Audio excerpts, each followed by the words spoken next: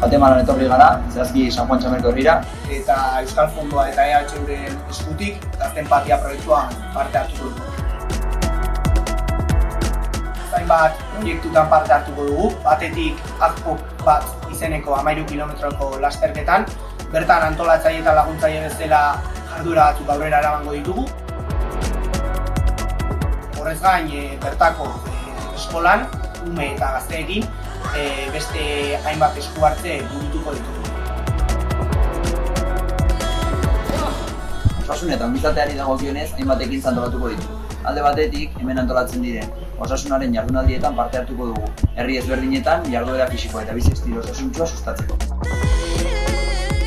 Eta bestetik, herrimuko emakumeekin jarduera ezberdinak egingo ditugu, ariketa fisikoa egintzen.